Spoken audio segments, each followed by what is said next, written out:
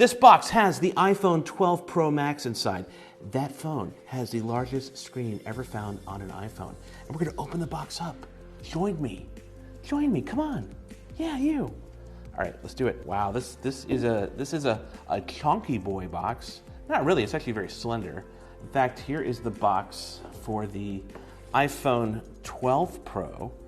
You can definitely see it's a bigger box. Also, for reference, this is the box that the iPhone 12 mini comes in. It's ridiculously small. It's so small. This is amazing. Now, one of the reasons these boxes are slender is there's some things that Apple is not including in the box anymore, which we'll talk about in a second. So let's quit talking about boxes and let's open this puppy up. All right, here we go. Ready? 3, 2, 1, open. Wow. Okay. So this is the gold model of the iPhone 12 Pro Max. Looks very good. Here, let's take the phone out. Cool. We have the Designed by Apple in California paper envelope thing here, which includes, let's see what we got here, a SIM card tool. I also have the before using iPhone instructions. We have one Apple sticker versus the two that we used to be getting. Here's everything that comes in the box. But let's talk about this cable here. If you ever owned an iPhone before, unless it was an 11 Pro or 11 Pro Max from last year, then your phone came with this, a 5-watt charger with a USB-A port. And it came with a lightning cable that would plug into that port. Now, this charger and your old cable will be able to power up this phone just fine. But this cable has USB-C and will be able to power up this phone even faster. The downside is USB-C, it doesn't fit in this thing. So you either need something that has USB-C on it, like maybe your computer does, and even that, you might not get the full speed of this, or you need to go buy like a separate wall charger, and Apple sells one for $19, so I'll leave it at that. But that being said, I'm sure there's some pretty good ones on Amazon as well, though be careful. You're here to see me open this box, and we did the boxing, but let's get to the fun part, the phone. Okay, so something with this, with the stainless steel sides that are polished on these phones. And to me, the gold, it almost reminds me of when C-3PO is polished in Star Wars. You get that nice sheen. That's what it looks like to me, and it looks amazing. I'm sure it's gonna pick up, like it already has a fingerprint for me pulling it out of the box, but God, this looks amazing. This looks good. So this paper has been on all the iPhones this year that comes out of the box. I'll put it right there. What's cool about this paper is it has little logos or little indicators of what the buttons do. So you have like the silencer, plus and minus volume, power, little lightning port at the bottom there. So let's go ahead and take this off. So let's be quiet so we can hear any fun sounds it makes. So.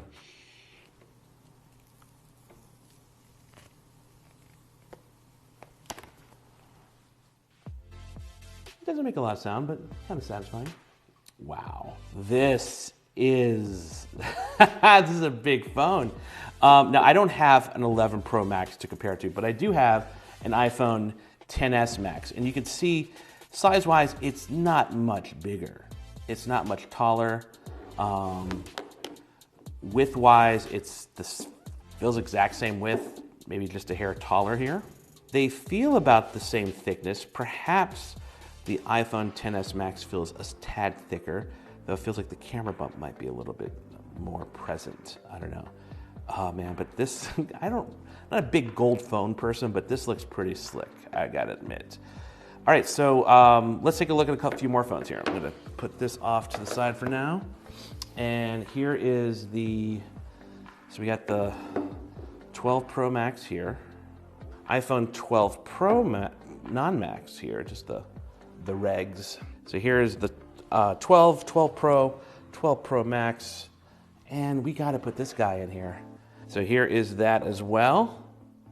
This is your 2020 iPhone 12 family. We got the 12 mini, the 12 Pro, and the 12 Pro Max. All of them have the same A14 processor. All of them support the same bands of 5G. All of them have the same ceramic shield screen.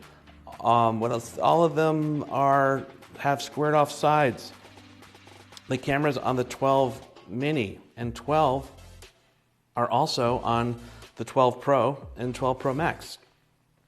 But the 12 Pro and 12 Pro Max have a telephoto camera, and the 12 Pro Max has another neat thing.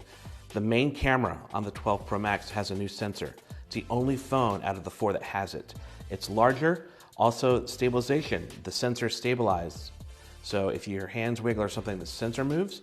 Now, previously, the phone has had optical stabilization for the lens, and that's what's different.